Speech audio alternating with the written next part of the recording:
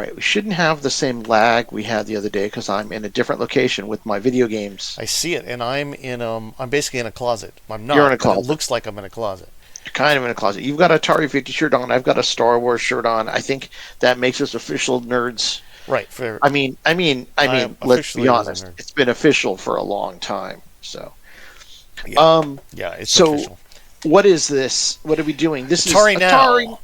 Atari Now. And Atari Now is all about Atari Now.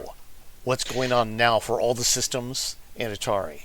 Right, because almost every other video or podcast we do is about Atari Then, which I don't think we're going to make anything called Atari Then. No, that's everything else. This is Atari Now. This is Atari Now.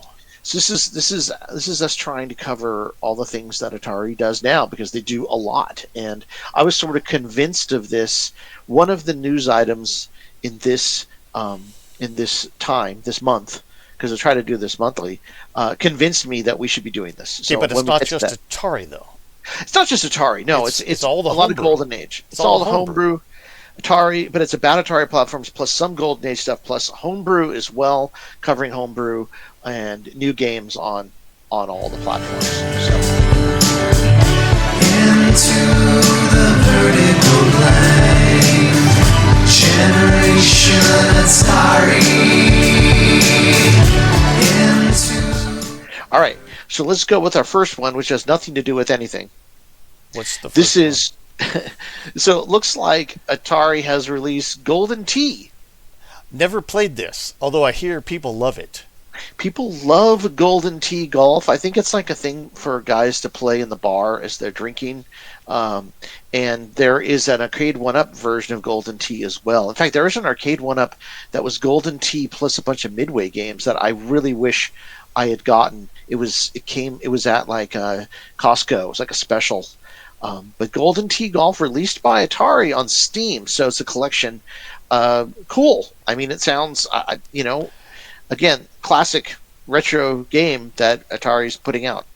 I mean, keep going, guys. Keep going. Yeah, it's the type of thing that they should be doing as they take over retro, right? And it's funny because they're sort of taking over retro at a time when, like, AAA games and stuff are having a real problem.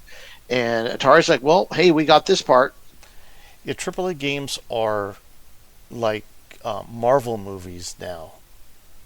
Yes. Okay. Right. Oh no, yeah, absolutely. Or Star Wars movies. There's a bunch of them, and I'm sure they're okay. I'm sure they're fun. But what's our next Atari story? I don't know what you. So this was the big one, right, from this summer, right? Which Atari has combined with Namco to make a Pac-Man Atari 2600 Plus. Incredible. So this is Atari 2600 Plus that's yellow and has like some Pac-Man decals on it. It comes with a Pac-Man double feature cartridge. That's a 7800 and 2600 cart combined that has a new version of Pac-Man, I believe by Bob DiCrescenzo. Yeah, how you say his name, Bob?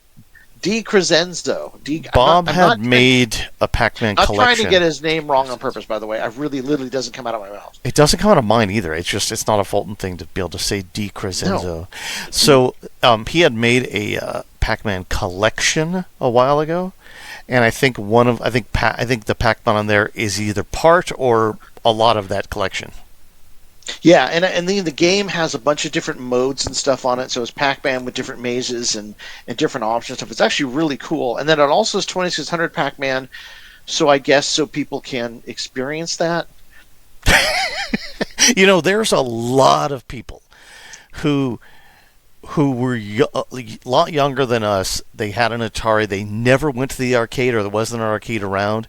And their first and only sometimes game is Pac-Man. They even call it Atari Pac-Man, and they loved it. Okay, so that's fine for them. I'm happy that they had that experience, just not my experience. Right, it's not ours. But there's other people my experience who did is like Pac-Man was the beginning of the downfall of the great Atari. Right, And we've it will covered that a cannot lot. be changed. Yeah, We've covered cannot that be a lot. changed in my mind because I watched it happen in real time. I know, I watched it happen in real time too. I'm just saying that, but that was for us. There were people who that was a good game. That was their favorite Atari game, or one of Sure. them. Okay, Sure, but but and it was a also big is- deal too. You know, I mean, it also represents the corporate marketing hubris of Atari that tried to push any thought they could sell anything. and exactly. they were wrong. Yeah, that was exactly. So, what else is going on with Atari and So, Namco? well, this Namco. Okay, so then there's also going to be an update to Atari 50. I don't know if there's going to be an actual physical release that has this included. I hope, because I would buy it. But they're going to add a bunch of Namco games. And for the 7800, I believe the 2600 and I think the 5200 as well, they're adding the Namco games that Atari made. So I think it's Galaxian, Dig Dug, Xevious for the 7800, Xevious Dig Dug for the 7800, Galaga for the 7800. Those games, whatever exists for the 2600, so I know it's Galaxian and Dig Dug for sure, Pac-Man. Then some 50, I think couple 1500 games, and then which is really cool. What's missing, of course, is Miss Pac-Man, which is GCC, which I'm sure there's And Midway. and Midway or Bally Midway, yeah, and then also Pole Position, which I think is to me is kind of weird because Pole Position, these are so they have the coin ops as well. That Atari released because some of the coin ops were edited a little bit. There's either Atari logos or some different stuff, little tiny changes. In Pole Position, there's literally the signs are Atari signs. There's a centipede sign, Right. an Atari logo sign, and Pole Position 2 as well. And I don't see why Pole Position 2 is not here because there's a 7800 version of that. There's an 8-bit version of Pole Position, which I remember being pretty spectacular on the Atari 800. The version of Pole Position. Yeah, and there's a Homebrew Atari ST Pole Position 2 for the STE, or Pole Position for the STE, which is great. So that's cool. And also, Champ Games has made versions of a bunch of these games, a few of them at least, for the 2600 that never came out, like Galaga, with a different name. If Atari could license, they should license that. Yeah, I and think put it there's a out. problem though, because doesn't he use the DPC chip? His own version of the DPC chip inside there on a Raspberry Pi or something, or and it doesn't work. It doesn't work on the emulator. A lot of the 700 plus transistors, it does not work yet. Well, not on the Plus, but this could be on the Atari 50 though. Yeah, but I mean, it could be Atari 50, but I think the whole idea is to get these on the Plus platforms as well. I know. So what I wanted to find out, and what I wrote in a couple times on when Atari announced this on the videos for it that were deleted. Which I don't know why my comments were deleted, but they just were, when I asked about if they were going to interview the people from GCC for this. So I didn't know why the comments were deleted. I thought it was strange. But what I do know is that there is going to be an interview, at least with the guy who made Galaxian, because Galaxian for the 2600, if you watched our video about GCC, they describe like Galaxian being probably the most technically interesting game about how they got so many rows of Galaxians across the screen, which is thought to be impossible. So that's a very I'm sure the interview was interesting. I'm sure they interviewed Todd Fry as well.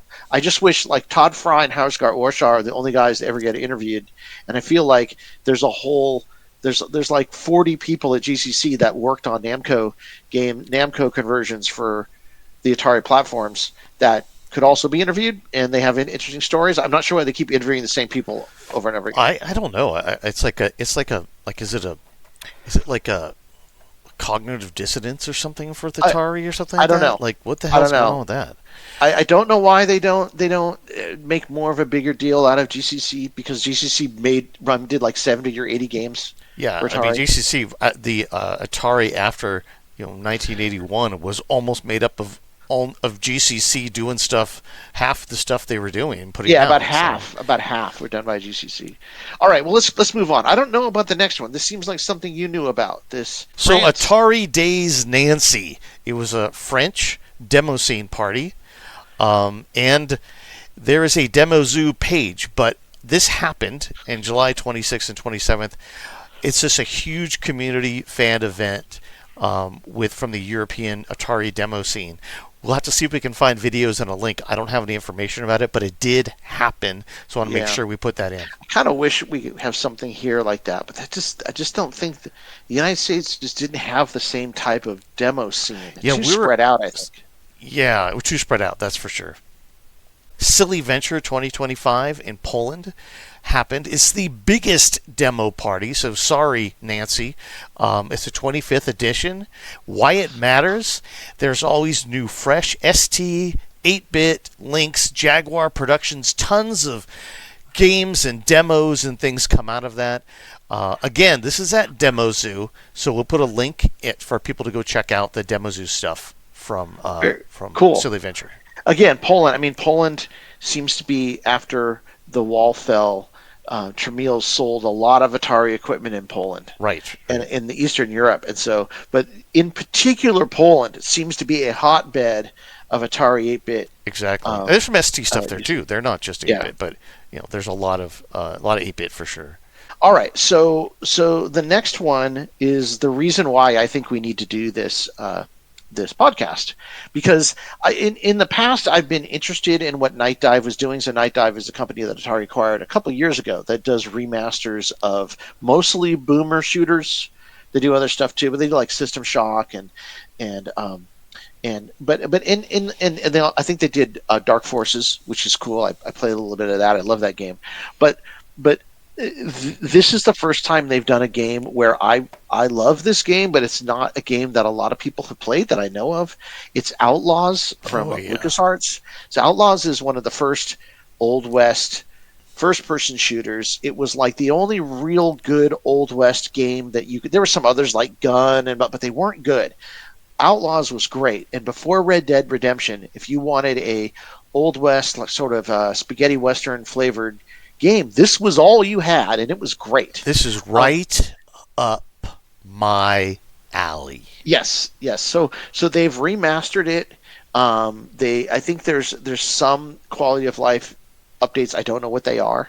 But I'll say that this is right. This is where I'm like, okay, finally Nightdive crossed over into something that I really, really want to play, and it made me realize, hey, there is something from the modern Atari that is still retro, but not as retro as the Atari platforms, right? So retro, but retro from the '90s that I'm very interested in, and so I'm like, this is good. This is starting to look good. They're starting to expand in ways where they're doing things that outside of the original Atari, I'm really interested in. So this is Outlaws Remastered, and I can't wait for it. I can't wait. Yeah, sounds good. I'll probably buy you a license on November 20th when it comes up. This is Busby 4D. So Busby 4D. So at Gamescom, Atari announced a new Bubsy game. So they own the Bubsy license. Bubsy is a game that I think I passed by it back in the 90s. I might have had it for the PlayStation, or at least we knew all about it. They did have a PlayStation version, that's for sure. The first Bubsy game I think people kind of like, and then some of the later ones they don't like. But Atari owns it, and this so I is think the thing about Bubsy though, and it came out on the Jaguar. Bubsy, the only problem with Bubsy, it's like looks good, it's fun. There's some good mechanics. There's just terrible one-hit deaths that happen in the game, and you got to start over every time you get, and so everybody hates it just because of that. I'm sure if they could get further in, they would see it was a good game. I agree, that sucks. Like it's just so hard. It's like it gets a huge nobody wants to play it. You die so often right away. It's like it's so hard. It's no fun. Makes it no fun. They need to fix that in the new Bubsy 3D Fabraz Demon Turf. Right. Hey, I agree. I mean, if they can do that, they probably will have a little revitalization on their hands, because they can make a good game. I mean, this is they have proven through their various licensors and internal teams that they can make good stuff. Put some hearts above Bubsy's head and start with 2.5, and then you'll have a good game. So what's interesting about this, I mean, if you remember, Atari owns Roller Coaster Tycoon. They really haven't done a good job of it in the past. Before Wade Rosen Yeah, wait till do something you know, with it. they really went through like making crappy mobile versions and not real good updates and stuff of Frontier's, you know, amazing Roller Coaster Tycoon 3. Um, that now Frontier makes their own Planet Coaster, which is their own version, which they also kind of messed up Planet Coaster too. But whatever. I mean, it looks like, you know, roller coaster games are hard to make. But my point being, like they own Roller Coaster Tycoon and some of these other properties. Like, remember in the late like 2010s, they tried to do like a Star Raiders and a Yards event. They tried to bring out their old games, but they just didn't. Those do are it right. starting to hurt me when I think about those. Yeah, no, they weren't good. So I think they either the budgets were too low or they were taking bids from companies that maybe didn't really care about the properties that much. To me, you know, those games look like someone slapping the name on a different game. that's right. I mean, that's kind of what Adventure of Samsara looks like to me too. That's we don't have it in here, but Atari's got this Adventure of Samsara, which I look at and I'm like, okay, it looks kind of like, you know, Prince of Persia or something, and not. I mean, it looks more like Prince of Persia than Adventure. And if they were going to do a real adventure, I would expect it would be some sort of top-down adventure game in the spirit of adventure. But this is just slapping the name on, and I think that's not a good idea. You need to iterate those in phases, right? So, like, you make a new adventure. I know there was an adventure. 2, I think, for the 5200 and Atari 8-bit, and like you could have the Dot or a guy run around. It was the same castles. It was pretty good. You need to keep on iterating on that, so you go from adventure to other things. It's still in the same vein, like it's an action RPG, but you start adding new action RPG elements. Not just like take a full motion 3D, but you know, an 3D FPS adventure game and slap the adventure name. Like, stop it. Like Yeah. iterate I mean, those I the don't way they're know supposed that to be much iterated. about it. I think I may be damning it before I see it. I want to play it first before I really say, because I just think it's probably a fine game. I don't know if putting the name Adventure on it, kind of like the Yars Revenge when they did. Which I was really the one not Yars damning Revenge. it anyway. No, I was too. Kind of like I did play the Yars Revenge. It was okay. It again, it felt like slapping the name, you know, Yars on another game. It did have a Yars Revenge mini game in it. I don't know. It just didn't seem. It's just a different game. There's nothing wrong with it being a different game. It just was. Well, the next one is incredibly exciting. So let's talk about that one. Go ahead. Tell me, what is it? Vectrex Mini prototype showed at Gamescom. Yes, Vectrex Mini. It's going to be awesome. I mean, what? Anyway, I want. This is the one thing. I do want some Atari cartridges and stuff like that. If I could figure out a way to get this Vectrex Mini, this is something I really want. Well, there's a Kickstarter. There's going to be a Kickstarter. Yeah. So we'll see. The Kickstarter is going to go up. I mean, you can go to you can search for the website, which I don't have right here, and you can put your name on to get on the mailing list to find out when the Kickstarter is going to start. So it sounds like. Sorry, I was going to say it sounds like there's HDMI out. It's an AMO LED screen. 12 built-in games with micro SD card for ROMs. You know, I'm on the note. I think that Atari ST high-res mono versions of these games would look incredible. Yeah, I do too. It's a good point. Not be a place to go. So I can't wait for this. This is, to me, since the Vectrex is the other Golden Age system we had when it came out. Like we went to like, I think we got a Toys R Us. Yep. We sold like our Atari 2600 games, or a bunch of them. We had like 100 Atari 2600s. We ended up selling most of them to get the Vectrex. Yep. And then we got it, and it was disappointing, I have to say. I mean, I loved it, but I thought the games would be bigger or better than the Atari 2600 games, and it turned out they were pretty much the same depth. It wasn't that much. The choice right at that moment, we were either going to get a ColecoVision or we were going to get a Vectrex, and we chose the Vectrex because it came like on a on sale, like they were blowing it out, like they were getting rid of it, liquidating it was it. down to 150 or something. Yeah, we were able to really- get it and a couple games, and when we went and bought it. Now, let's just say this way: the Vectrex wasn't disappointing, and having the Asteroids-like game. What is the one that comes with it? How come I can't think of that? Mindstorm. Those are all great, but you were correct in thinking that at that point we were looking for like something that was a little more advanced. I think it was the Atari 800 that was really going to do everything that. was disappointing at the time. So again, I love the Vectrex. I think my initial thought was we played it on Granny's table. Was that it was fun, but we had Hyper Chase, Star Castle, and the built-in game. I think that's what we got. No, Ammo Attack, I think, or we got Armor Attack, and we got Scramble, and all good games. Cosmic Chasm, all fine, right? Yeah. All fine. I kind of think I wish they'd been able to get some Atari licenses and stuff, because it would have been a little bit better to have the vector games there. But it was still good. But I think the disappointment came is that once we had sold our Atari and got this, we had 100 games, and now we had 3. Right. And the games were it was having 3 Atari 2600 games. They looked better. 3 really good-looking Atari 2600 games. Yeah, they looked better, and Star Castle was great. And it was just like, oh, wait a minute, like it's kind of like that disappointment. Like maybe we shouldn't have sold our Atari. Right, because it was not as expansive as we had. It was very similar feeling to when we got the Atari ST after selling our Atari 800, and then the disk drive broke. We didn't realize we could just open it up and fix the belt. No, we did, because the belt, it wasn't fixed. We had to have, we didn't have the right glue to glue the belt in a certain place. But they it was like, we had almost nothing to do. And we went from having this super expansive Atari 800 we could do anything on with hundreds of games, and we could get on VBSs to literally we couldn't do jack.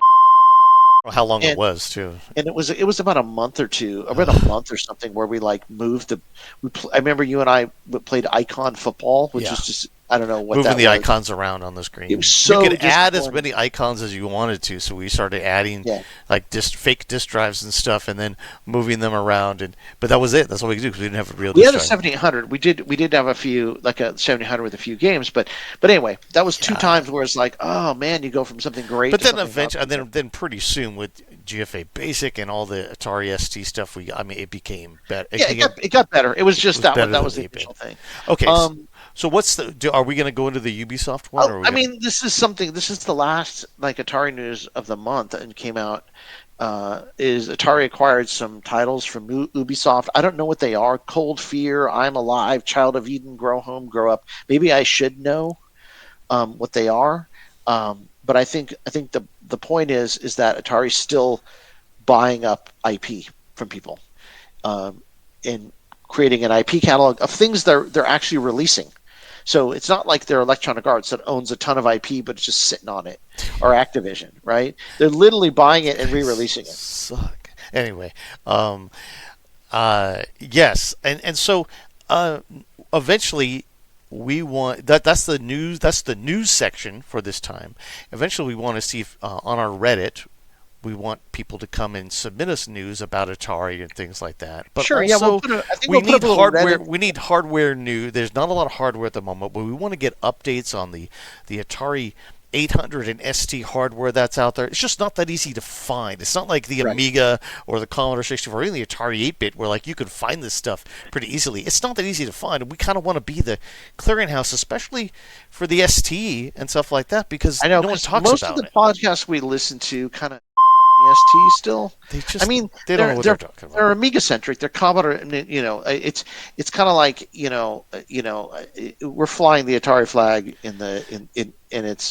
and Commodore won the Civil War. I guess it's just that they love to talk about the Commodore 64 as the greatest 8-bit machine. They love to talk about the Amiga, which arguably is the greatest 16-bit machine. Exactly. But they forget. But I will argue till the end of time that the Commodore 64 is not as good as the Atari 800 XL. At least Atari 800, at least in some ways, right? They're of course comparable. The Commodore. Oh well, we'll get into some other day. But Commodore 64, if the sound on the Commodore 64 is the richest thing in those 8 bits, but if you look at the stuff, especially in the homebrews that are coming up, pretty much any graphical tricks that could have been done on the Commodore 64 can be done on the Atari 8-bit if you know what you're doing, and you can create just these incredible games. We're going to see some coming up.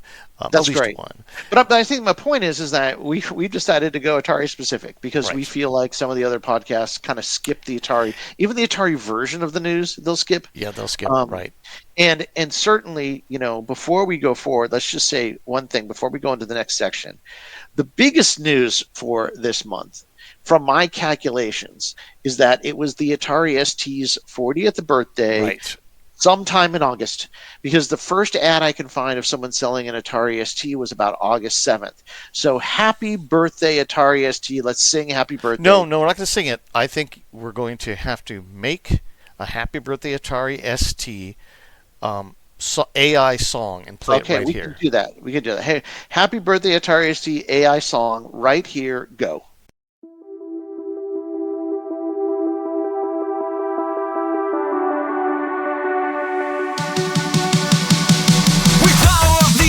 The future in our hands, 40 years of magic in 16-bit land. Beat this spinning, ready for the show. Any pause, glare, one color on the screen. Atari ST, you feel that wildest dreams for wildest dreams. Bit by bit we code it heart and soul, from assembly line to rock and roll. 40 years and we're still alive. Atari ST, you made us thrive. 16 bits for lightning in our veins, we'll celebrate your legacy again. Demo scene, rebels, trackers in the night, chasing code and color, neon sparks ignite. Load your modules, let the circuit scream. ST's our engine for every pixel dream.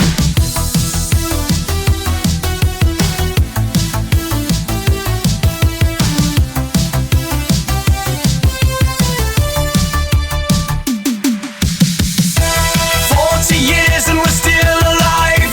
Atari ST, you made us thrive. 16 bits of lightning in our veins, we'll celebrate your legacy again. Legacy in silicon, Atari ST forever young. Okay, and we're going to have to make a music video out of it too. Sure, we'll make a music. That's right. We're going to make it a happy birthday Atari ST song and happy birthday Atari ST music video. We're going to lean into AI. Yeah, and for make it that funny. that one. Yeah, for that. Even though we don't use AI for much else, but that would be kind of funny. We're going to have to do it. Okay, next section. You're really passionate about this, Jeff. So to me, every single month, I'm going to scour. So maybe we'll break it up this way or not, but Steve is really going to be looking for. We're looking for news, but Steve's going to be covering most of the news. I do the news. I'll cover the news. And to me, finding the new homebrew games is like my favorite thing. So across every single Atari platform, I'm going to search out homebrew games. So Steve, we're both going to do it. Also, I want people to send in their homebrews because we can't find them all. I don't have hours and hours to look this up, but I go to a couple specific YouTube channels and websites, and I try to find them all. So let's start with now let's just be clear. Zero Page Homebrew does a really good job of playing these games and having live streams. We're not doing that. This is just another place to advertise for people, for us to talk about homebrew from our Zero Page Homebrew might be one of my sources, obviously, but no. I'll say the Zero Page plays. This is to get news about every single system. They don't necessarily cover the ST and things like that, so we're going to make sure to lean into that. But yeah, obviously, Zero Page Homebrew is the greatest place to find homebrew information about the 8-bit Ataris and probably even the Lynx, but we'll find out. Okay, Atari 2600 and 2600 Plus games. Dasher, the final binary, was posted on August 25th. This is a fast, clean obstacle dodger game with tight controls. It's like it's like a flash game, to be honest. Oh, cool. I'm sure there'll be a little video here coming up. Yes. The next one is Axercise. The final version was showcased on August 22nd on Zero Page Homebrew. There's a public download and description at the link, and this is an endless runner, fitness-themed, action-polished game. Final pass. Wow. Okay. I wonder how long that's been in development. A while. Intruders 2.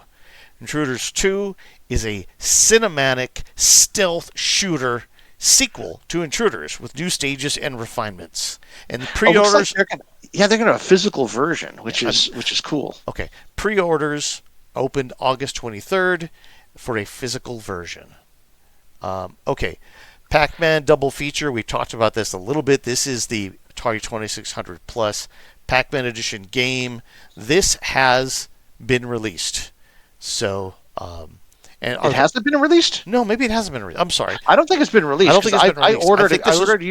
I ordered you and I each a copy of this and each a yellow Pac-Man joystick. We didn't say they also have Ghost joysticks, and they have these all sorts of special packs for the Atari for this release with the Atari 2600 Plus. They have all sorts of special packs, and I just bought the Pac-Man game for you and I because awesome. I really just want I want a copy of the new games. I can't really afford or have the space for everything that exists. You can't. You know what?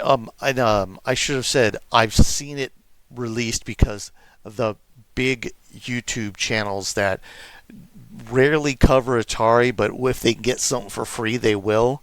Got this, and they played it. That's why I thought I got it. But also, I think also, there was Gen X Grown Up got one that he deserved. Well, Atari sold. They had like a gold boxed version that they sold at Comic-Con as well. Heard all about it with Pat and Ian making fun of it. Okay, so, or whatever they did. I think actually Ian thought it was a good idea, and they just think like it's jumping the shark a little bit. Okay, so the next thing I went to... It's a little shark jumpy, the 2700 Plus Pac-Man edition, but I think for us it is, but I think there will be people who otherwise wouldn't have bought the 2700 Plus who will buy it because of Pac-Man. I think you're right. I think you're right. So I went to Champ Games to find new stuff. So here's all the new games. They have 4 new games that are coming out or have come out in August. Spider's Arcade, Boom, Lucky Chase, and Tomahawk 777. Spider's Arcade is a port of a 1981 Sigma arcade release. It's a very obscure game. We thought it was the Atari. We thought it was Black Widow. Yeah, I thought it was Black Widow, but it's not. It's not Black Widow. Okay. Boom is a very good-looking Bomberman style game. Is it for the Atari 2600? Yeah, these are for the 2600. Yeah. Wow. Yeah, they basically use the DPC plus.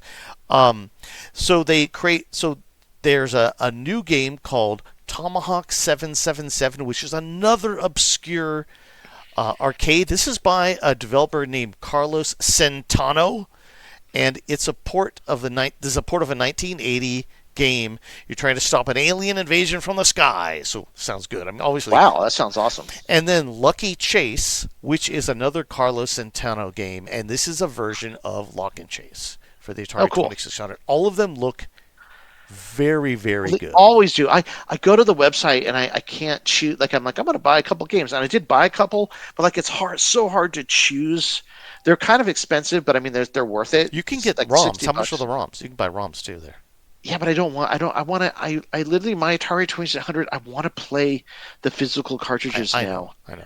I have a 7800 that I can set up that is not one of the pluses to play these, or I even have a 2600 in the closet if they won't play. I just love the boxes and stuff. I'm more into the physical games now than I ever was in the past. I know. Because you can download demos of these to play in, like for videos and stuff like that. But really, yeah, that's cool. To play the whole thing, you really want to have that cartridge in your machine. Exactly. All right, let's go on to the 7800. 7800. So Infuto, which is a Japanese developer who just makes very, very nice 8-bit like games look like they come from, I'm going to say maybe they don't come from it, but they look like the MSX. They look like MSX games just in look and feel, but they're not. And per platform, there's a little bit of special per platform, but really they're all the same. Well, Infuto made Savalis, which is a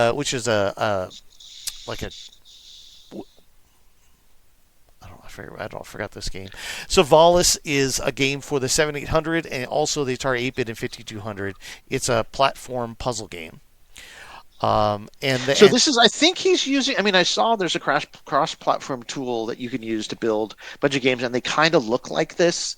You know, it's a lot of, it's using like the high-res mode, black and a lot of like, not black and white, but like a minimal color, but kind of looking like Apple II games across platform. Is that what this is? No, I mean, it doesn't look like that.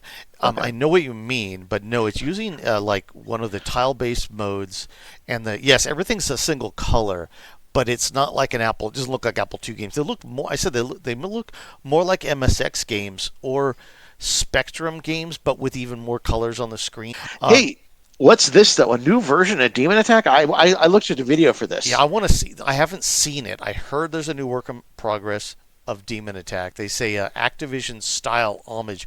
My hope is that someone's adding the Phoenix style stages. They are. To Demon Attack. That's exactly it. That's fantastic. I saw Phoenix. I think. Okay, don't quote me. I guess that's what this video we just is quoted for. you, but yeah. I swear to God, I swear I watched a video that had an ending stage on it. That's fantastic. Okay, Atari 8-bit. Now, obviously, we just talked that the Infuto game, Savalas, is going to be on the Atari 8-bit. There is a new unreleased 400-800 game on Atari Mania called the Pong Experiment. Oh, wow. And so this is not really homebrew, right? It's not homebrew, but we're going to call it that because somebody found it and dropped it in Atari Mania's database. Sorry. The Pong Experiment looks really interesting. We'll have to download and try it. It looks like a single-player Pong game with lots of interesting levels.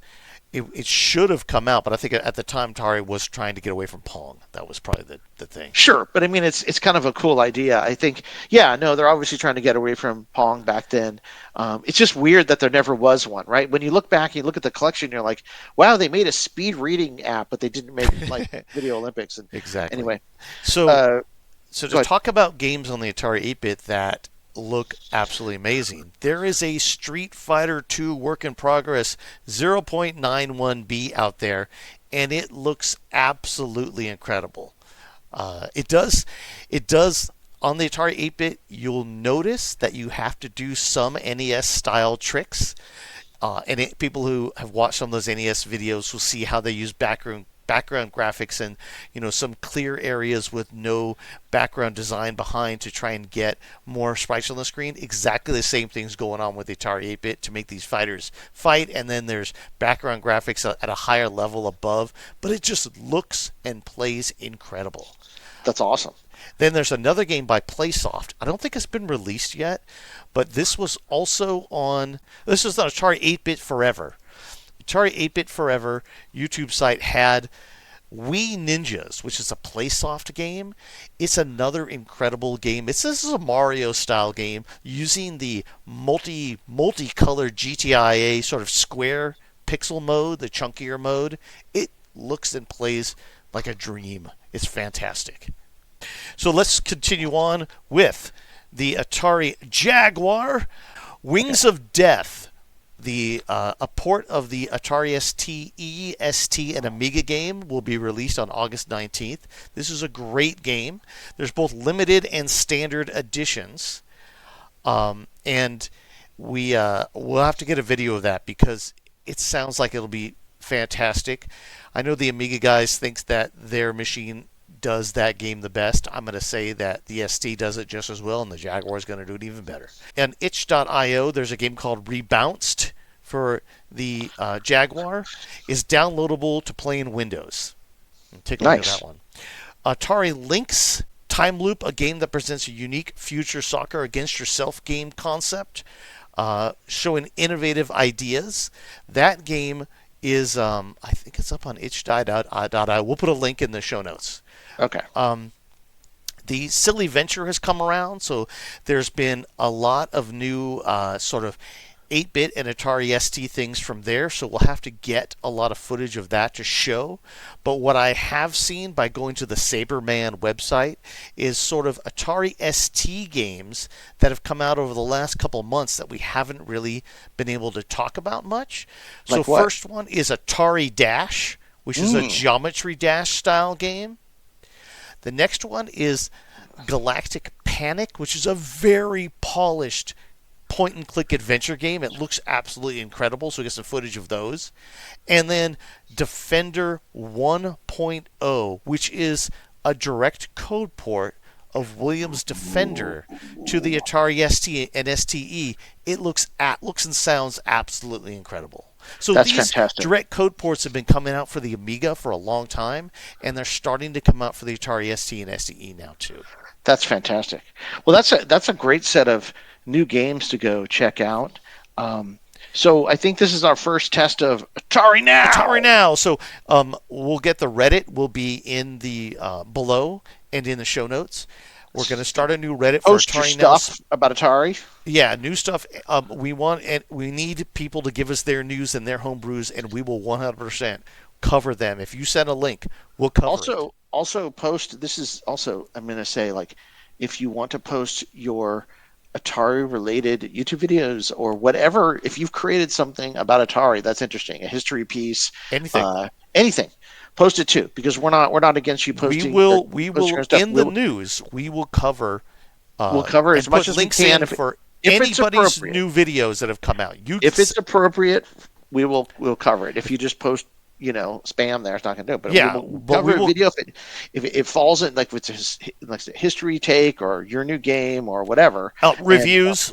We will cover it in this. We will definitely at the end cover all the new YouTube videos that are submitted to us and that we find. Also, podcasts as well. Podcasts too, just not this month because no one can submit. I can't go find them, so I need people to submit them. Love it. Okay, cool. So we're into the Atari Now vertical space. That's right. Hi, this is Steve.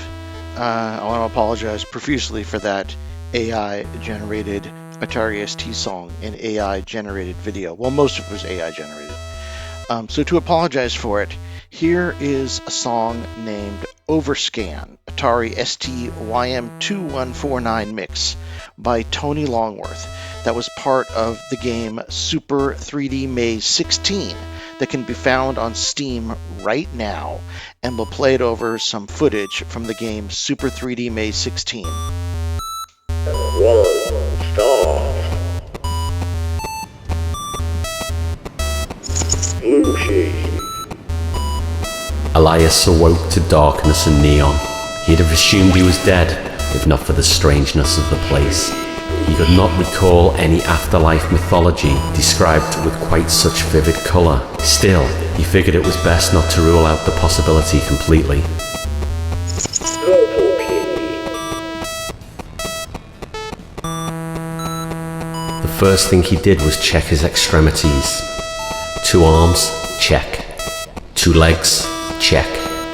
1 head up between his shoulders, right where it belonged, check. Green key. The next thing Elias did was take a breath. It seemed both a good way of steadying his nerves against this strange new reality, as well as seeing if he was really dead or not. Last Elias had checked, dead things didn't make a habit of breathing. Eraser.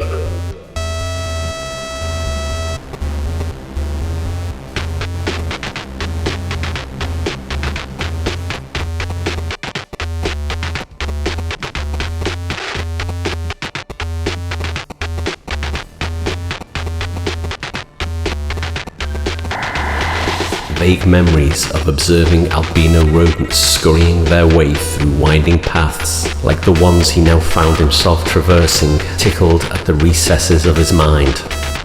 Although he could not recall exactly why he'd been observing the rodents, he got the sense that the exercises had not been without purpose.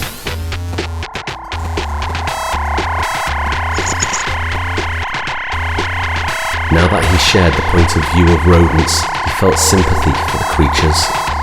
Like them, he had no way of conceiving what the purpose of this maze was, but he could not shake the feeling that one existed. Perhaps he would be able to discern it after solving this maze.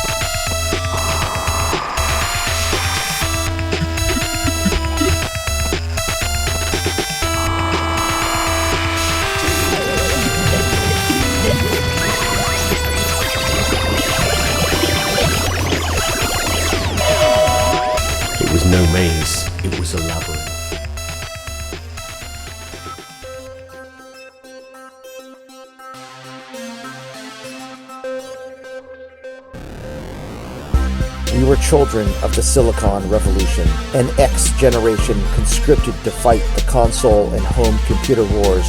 A product of an analog 70s childhood, we came of digital age in the 80s, believing we could affect the world 8 bits at a time. Armed with joysticks, full-stroke keyboards, Jolt Cola, and MTV haircuts, we proceeded into the vertical blank. There, we stayed up late at night, devising incantations from D&D rulebooks and beginner's all-purpose symbolic instruction code. Video games were the match, and programming was the fuse, as the infinite possibilities of the digital world exploded into the internet age to come. We are Generation Atari. Into the vertical blank.